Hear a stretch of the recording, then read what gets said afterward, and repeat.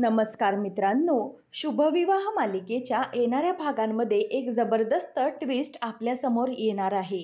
आता मोठं प्लॅनिंग करून आकाशने रागिनीला स्वतःच्या जाळ्यात अडकवण्यासाठी एक मोठी उपाययोजना केलेली असते आणि रागिनीला गाफील ठेवून कशाप्रकारे तिला अलगद स्वतःच्या जाळ्यात अडकवत आकाश तिचं खरं रूप सगळ्यांसमोर आणणार आहे. त्याचप्रमाणे आता इथे भूमीचं म्हणणं खरं करत रागिनीचा खरा चेहरा, खोटे कॉन्ट्रॅक्टचे पेपर्स बनवून आकाश कशाप्रकारे सगळ्यांसमोर आणणार हे आपल्याला या ट्विस्टमध्ये पाहायला मिळणार आहे. त्यामुळे व्हिडिओ अगदी शेवटपर्यंत नक्कीच बघा. तर मित्रांनो, आत्तापर्यंतच्या भागांमध्ये आपण पाहिलं होतं की भूमी ही आकाश सगळे कॉन्ट्रॅक्टचे पेपर्स म्हणजे सगळी प्रॉपर्टी पेपर्स हे आईच्या नावावर करणार, यामुळे तिला खूप मोठा धक्का बसलेला असतो. आणि या सगळ्यात आकाशने हा जो काही निर्णय घेतला आहे तो निर्णय कोणालाही फारसा पटलेला नसतो. मानसी त्याचप्रमाणे आजीला देखील आकाशचा हा निर्णय आवडलेला नसतो आणि आजी आकाशला त्या निर्णयाबद्दल बोलून दाखवते की या सगळ्या प्रॉपर्टीचा मालक वारसदार तूच आहेस, तर मग तू ही प्रॉपर्टी दुसऱ्या कोणाच्याही नावावर करू नकोस. परंतु मित्रांनो, आकाशने आता इथे स्वतः डोक्यामध्ये एक वेगळाच विचार करून ठेवलेला असतो. जर खरंच आई माझ्यावर प्रेम करत असेल आणि तेही निस्वार्थी, तर ही कॉन्ट्रॅक्टच्या पेपर्सवर सह्या करणार नाही. आणि जर आईला या प्रॉपर्टीचा खरंच भूमी सांगते तसा हव्यास असेल तर मात्र रागिनी ह्या पेपरवर प्रॉपर्टीच्या सह्या करायला तयार होईल, असं सगळं त्याचं ठरलेलं असतं. म्हणूनच आता जेव्हा भूमीला मानसीकडून ही बातमी समजते की सगळे कॉन्ट्रॅक्टचे पेपर्स म्हणजे प्रॉपर्टीचे महाजनांची जी काही प्रॉपर्टी आहे त्याचा हक्क आकाश हा आईजवळ म्हणजेच रागिनीजवळ देणार, हे जेव्हा भूमी ऐकते तेव्हा तिला खूप मोठा धक्का बसलेला असतो. ती विचार करते की नाही, काहीही करून आकाशला या सगळ्यामधून थांबवलं पाहिजे.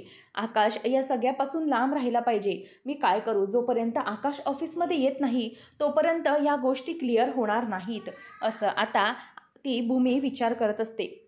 आणि भूमी स्वतःच्या कामामध्येच असते आणि काय करावं, आकाश कधी येतो याची वाट ती बघत असते. आणि ती काम करत असताना तिला जीवा पिऊन नेहमीप्रमाणे ज्यूस पाठवतो.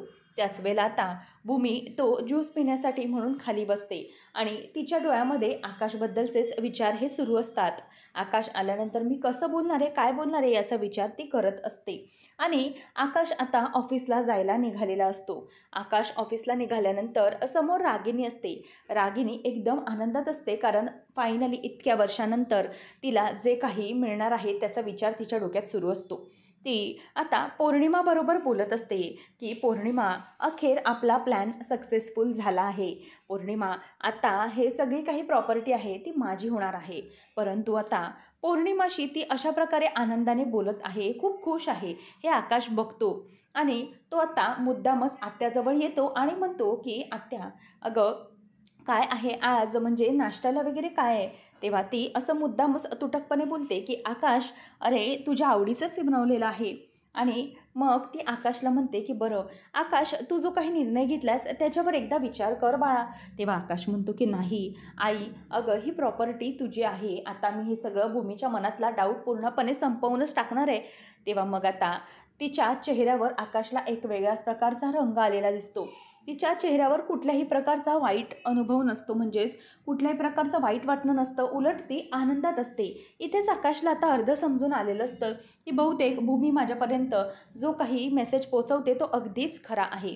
तर आता आकाश हा ऑफिससाठी निघालेला असताना तिथे भूमीच्या डोळ्यात काहीतरी कचरा गेलेला असतो. म्हणून आता इथे पारितोष हा भूमीची मदत करत असतो. तो पारितोष भूमीला म्हणतो की तुम्हाला काय होतं आहे मिसेस भूमी, तुम्हाला कसला त्रास होत आहे का, असंच आता इथे तो भूमीला म्हणत असतो. आणि मग भूमी म्हणते की नाही सर, मी ठीक आहे, मला काहीच प्रॉब्लेम झालेला नाही. आता इथे तरीही तो म्हणतो की नाही, तुम्ही असे डोळ्याला हात लावून का बसले आहात, तुम्हाला काही प्रॉब्लेम असेल तर प्लीज तुम्ही मला शेअर करू शकता. त्याच वेळेला इथे आता अशा प्रकारे भूमीच्या डोळ्यामध्ये काहीतरी अडकलंय म्हणून ती असं फुंकर मारण्याचा थोडा प्रयत्न करत असते. त्याच वेळेला आता इथे हे सगळं घडताना पारितोष हा भूमीच्या जवळ येऊन बसतो आणि भूमीच्या डोळ्यांमध्ये तो फुंकर मारत असतो. आणि ती फुंकर मारत असताना इथे आता भूमी म्हणते की येत सर ठीक आहे, काहीच प्रॉब्लेम नाही. तेवढ्यातच आकाश हा ऑफिसमध्ये पोहोचतो आणि जे काही समोर पाहतो ते पाहून त्याला जबरदस्त मोठा धक्का बसतो. आता आकाश हा जोरात पारितोष असा आवाज देतो. आता पारितोष मागे वळून बघतो. त्याच वेळेला आकाश हा तिथे चिडलेला असतो आणि त्याच्या डोळ्यात भयंकर आता इथे राग असतो. आता आकाश म्हणतो की पारितोष, हे सगळं तुझं काय चाललेलं आहे? त्याच वेळेला आता पारितोष म्हणतो की आकाश, कशाबद्दल बोलत आहेस तू?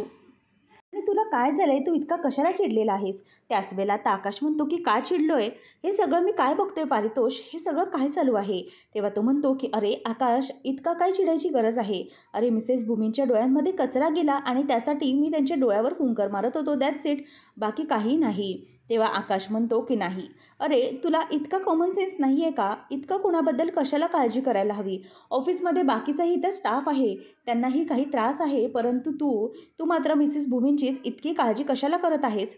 तेव्हा मग पारितोष म्हणतो की हे बघ आकाश, मी तुला या ऑलरेडीही सांगितलेलं आहे आणि त्या दिवशी ऑफिसमध्येही सगळ्यांना ठणकावून सांगितलेलं होतं की मिसेस भूमी या प्रेग्नंट आहेत, त्याच्यामुळे त्यांची काळजी घेणं हे ऑफिसचं कर्तव्य आहे आणि बॉस म्हणून माझं कर्तव्य आहे.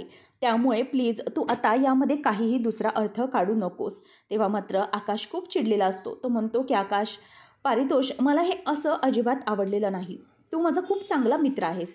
मी तुला खूप पहिल्यापासून ओळखतोय, अगदी कॉलेजपासून. परंतु हे जे काही तुझं मिस भूमींबरोबर वागणं मला खटकतंय. मला हे अजिबात आवडत नाही आहे. तेव्हा पारितोष म्हणतो की आकाश, पण तू इतका हायपर का होतेस? नक्की इतकं काय झालं आहे? नाही म्हणजे मी आलो आहे तेव्हापासून बघतोय की मी भूमीच्या बाबतीत जराही काही वागायचा प्रयत्न केला की तू त्यावेळेला अगदी हायपर होऊन जातोस. काय करावं हे तुझं तुलाच कळत नाही आहे. परंतु मी तुला कधी सांगितलं नाही किंवा विचारलं नाही. आकाश म्हणतो की साहजिकच आहे माझं हायपर होणं. काय करणार मी, मला हायपर व्हावंच लागतं. कारण ही गोष्टच अशी आहे जी मला शांत बसू देत नाही. आता इथे आकाशचं हे बोलणं ऐकल्यानंतर पारितोष म्हणतो की पण का का असं तू करत आहेस? का सारखा सारखा तू या बाबतीत मला टोकत आहेस? मिसेस भूमींची काळजी घेतल्यानंतर तुला असा काय प्रॉब्लेम होतोय आणि असा काय त्रास होतोय? असं आता इथे आकाशला तो विचारतो. आता आकाश मात्र भयंकर चिडतो. आकाश आता शांत बसूच शकत नसतो, कारण पारितोषने सारखं सारखं खोदून खोदून त्याला विचारलेलं असतं. तर समोरून भूमी त्याला थांबवत असते आणि म्हणते की आकाश प्लीज, काहीही बोलू नकोस, प्लीज तोंडातून काहीही काढू नको. परंतु आता इथे मात्र आकाश ऐकणार नसतो, कारण त्याला कायमचा आता हा विषय संपवायचा असतो.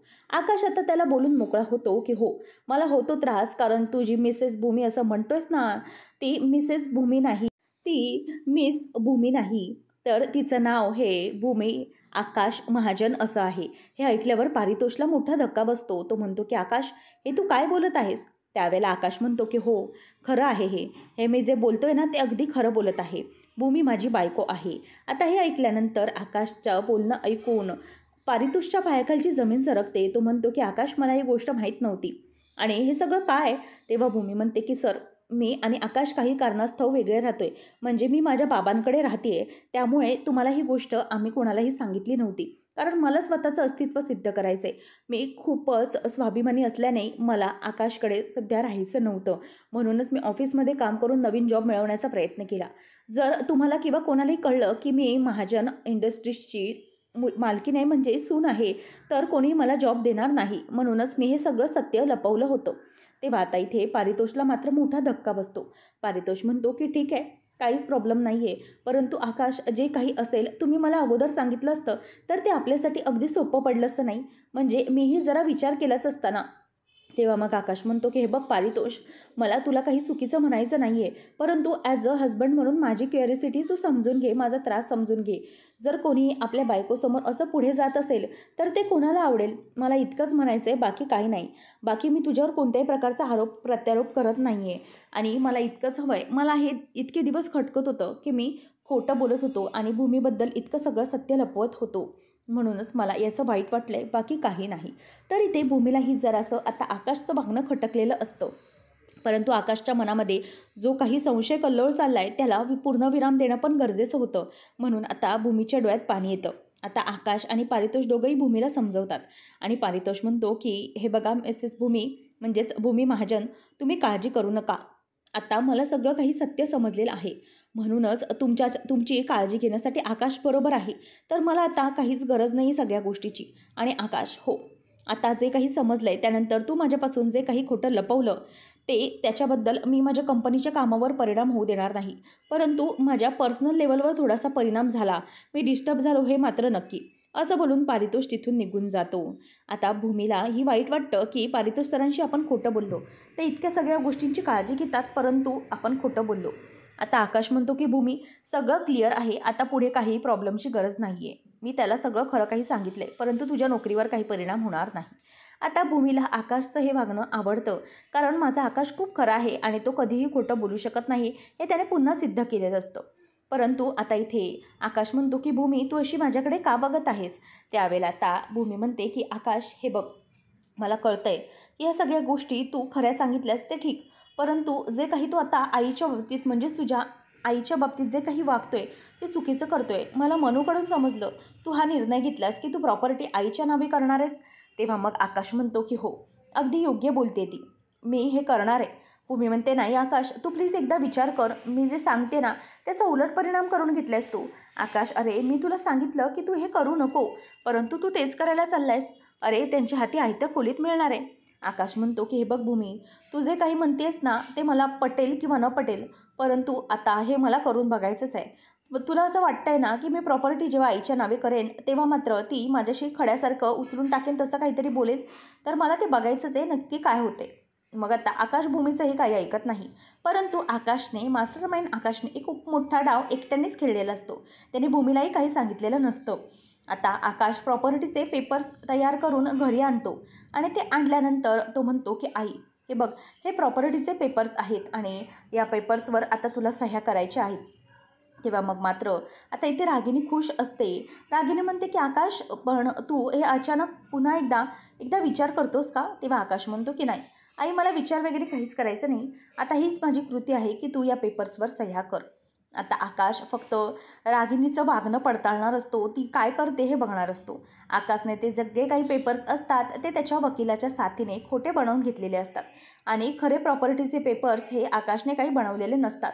म्हणून आता या सगळ्या गोष्टींमध्ये आकाश विचार करत राहिलेला असतो की नेमकं मी पुढे काय करणार आणि रागिनी काय वागणार. आता रागिनी मात्र निर्लज्जासारखे ते पेपर्स हातामध्ये घेते आणि त्याच्यावर सह्या करायला लागते. आता त्या पेपर्सवर जेव्हा ती सह्या करत असते तिच्या चेहऱ्यावर एक मोठा आनंद आलेला असतो आणि फायनली माझ्या मनासारखं झालं असं ती मनातच म्हणत असते. सगळेजण आता रागिनीकडे बघत असतात. मानसी डोक्याला हात लावते की आकाश भाऊजी, हे सगळं तुम्ही काय करताय? तुम्ही हे प्रॉपर्टीचे पेपर्स आईच्या नावे का करताय? परंतु आकाश मनातच थांबलेला असतो. आता त्या प्रॉपर्टीच्या पेपर्सवर सह्या केल्यानंतर ती मात्र खूपच खुश झालेली असते. आता रागिनी म्हणत असते की आकाश, झाले, या पेपर्सवर सह्या झाल्यात ना? तेव्हा आकाश म्हणतो की हो आई, बरोबर पेपर्सवर तू सह्या केलेल्या आहेस आणि ही सगळी प्रॉपर्टी आता महाजन गारमेंटची तुझ्या नावे झालेली आहे. तेव्हा इथे पटकन आता रागिनी पुढच्या क्षणाला बोलून दाखवते. आकाश, तू हे महाजनांचे घर माझ्या नावावर केले, परंतु ऑफिसचं काय? म्हणजे भूमीला तर असंच हवं आहे ना, ही सगळी प्रॉपर्टी ही माझ्या नावे हवी आहे, मग तू ऑफिसच्या प्रॉपर्टीचा याच्यात काही उल्लेख केलेला नाही आहेस. असं म्हटल्यावर आता इथे आकाशला फार मोठा धक्का बसतो. आकाशला समजून जातं की आईला ही प्रॉपर्टी, आपले घर तर हवेच आहे, त्याप्रमाणे हे सगळे ऑफिस देखील तिला हवं आहे. आता रागिनी मात्र चिडते आणि म्हणते की आकाश, हे बघ, आता ही प्रॉपर्टी माझ्या नावे झालेली आहे, हे घर पण माझ्या नावे तू केलंस, आता महाजनचं ऑफिस देखील तू माझ्या नावे कर, म्हणजे तू पूर्णपणे मोकळा झालास, हो की नाही? तेव्हा मग आकाश म्हणतो की आई, आता ही प्रॉपर्टी मी तुझ्या नावे केली, आता मी आणि भूमी इथे सुखी संसाराने नांदतो. मी खूप आनंदाने इथे तुझ्याबरोबर राहीन आणि भूमीबरोबर राहीन. तेव्हा मग आता रागिनीच तिचं रूप दाखवते. ती म्हणते की हे बघ आकाश, आता भूमीला इथे आणण्याची काहीच गरज नाही आहे. मी तर म्हणते की तिला तिथे राहते तिथेच राहू दे ना. तसंही आता तू प्रॉपर्टी माझ्या नावे केली, तिच्या मनातली इच्छा तर पूर्ण झाली, आता काहीच हरकत नाही आहे, तू आता तिथेच राहू दे तिला. मी तर म्हणते की आकाश, तुलाही हवं तर तूही तिथे जाऊन राहू शकतो, तसंही भूमीशिवाय तू काही जगू शकणार नाही आणि आता या सगळ्याचं तू माझ्या हातामध्येच दिलेलं आहेस, तर मग मी आता काय करू शकते? त्याच्यामुळे आता आकाश, तूही इथे नसलास तरीही चालेल, असं रागिनी त्याला बोलून दाखवते. मात्र आता इथे आजीला धक्का बसतो. रागिनी जे काही बोलते ते ऐकून तिच्या अगदी तळपायाची आग मस्तकात जाते. ती म्हणते की रागिनी, अगं हे तू काय बोलतेस?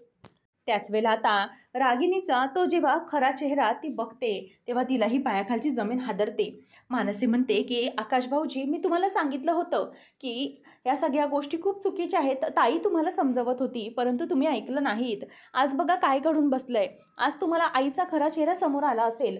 अहो, हे सगळं आईनेच केलेलं आहे आईनेच सगळ्या गोष्टी या ताईच्या बाबतीत घडवून आणल्यात, म्हणूनच मला या गोष्टी तुमच्यासमोर सांगता येत नव्हत्या. आकाश भाऊजी, सगळं संपलंय.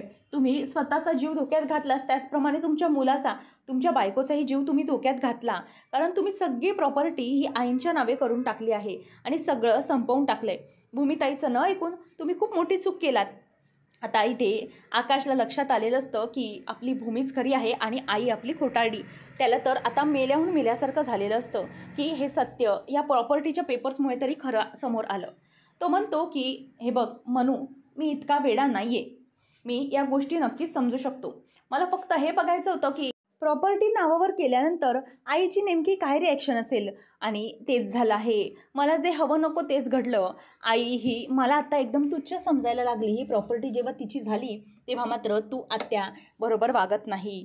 तू या सगळ्या गोष्टी तुझ्या नावे झाल्या म्हणून खूप आनंदात झालेली आहेस आणि तू भूमीला बाजूला राहायला सांगते आणि मलाही सांगते की तूही तिच्याबरोबर जा आणि तू या प्रॉपर्टीची एकमेव मालकीन असं तू बोलून दाखवलंस. भूमी, मला जो शब्द बोलली तो खरा होता की जेव्हा प्रॉपर्टी तुझ्या नावे होणार त्या क्षणाला तू खड्यासारखं मला बाजूला फेकून देणार. आणि आई, तू आज हेच वागलेली आहेस. तू तेच केलंस. खूप चुकीचं केलं आहेस तू. तेव्हा रागिनी म्हणते की आकाश, हे बघ, आता मला हे काहीही ऐकायचं नाही आहे. तुझं जे काही काम होतं ते माझं पूर्ण झालं. तुझ्याबरोबरचा जो काही सौदा होता एक प्रकारे पूर्ण झाला. जोपर्यंत माझ्या नावावर प्रॉपर्टी होत नव्हती तोपर्यंत मी तुझ्याशी गोड वागले. आता या सगळ्या गोष्टी माझ्याप्रमाणे झाल्या, माझ्या म्हणण्याप्रमाणे झाला. आता मात्र मी काही तुला यासमोर उभं करणार नाही. आणि खरं सांगायला गेलं तर याच्यासाठी मी खूप काही केलेलं आहे. खूप बळी दिले त्या प्रॉपर्टीसाठी. तुझ्या बायकोला तर वेळोवेळी मारण्याचा प्रयत्न केलाच, परंतु तुझ्या आईवडिलांचंही सगळं जे काही केलं ते मीच केलं आहे. आता तू त्यात काहीच करू शकत नाही कारण ही प्रॉपर्टी माझ्या नावे आताच झाली आणि ह्याचा तुझ्याकडे काहीही पुरावा राहिलेला नाही. आता हे ऐकल्यानंतर मात्र इथे आकाशला धक्का बसतो की रागिनी आत्याने सगळं घडवून आणलं. भूमी जी बिचारी तळमळत सांगत होती ते अगदी सगळं खरं होतं. मी मात्र हिच्यावर विश्वास ठेवला नाही. तो म्हणतो की आई, तुला काय वाटलं मी वेडा आहे का या सगळ्यामध्ये? मी प्रॉपर्टी तुझ्या नावावर करेन असं तुला वाटलंच कसं? तेव्हा रागिनी म्हणते की काय काय बोलतोस काय तू? हे काय, मी त्याच्यावर सह्या तर केल्यात. तेव्हा आता आकाश म्हणतो, नाही आई, ही प्रॉपर्टी तुझ्या नावावर केली गेलेलीच नाही आहे. एकदा पेपर्स बघ, ते सगळे प्रॉपर्टीचे पेपर्स खोटे आहेत. हे सगळे जे काही बनवलेत ते बनावय, यातला एकही गोष्ट ही खरी नाही आहे. आनंदामध्ये तू सगळ्या सह्या करत गेलीस, परंतु हे प्रॉपर्टीचे पेपर्स खोटे आहेत. खरे पेपर्स मी तुझ्या नावावर केलेलेच नाही. हे ऐकल्यावर आता रागिनी मात्र धक्क्याने मरते. रागिनी म्हणते की हे काय बोलतोस तू? तेव्हा आकाश म्हणतो की हो आई, हे फक्त मी एक रचलेला खेळ होता, त्यात तू अडकली गेलीस आणि भूमीचं म्हणणं खरं ठरलं. अशा प्रकारे इथे आता रागिनीचा खरा चेहरा आकाश समोर आलेला असतो आणि रागिनी, पौर्णिमा आणि अभिजित दोघांनाही डोक्यावर हात मारण्याची वेळ आलेली असते. आता यानंतर आकाश पुढे नेमकं काय डिसिजन घेणार हे पाहणं रंजक ठरेल. अशाच अपडेट्ससाठी चॅनलला नक्की सबस्क्राईब करा.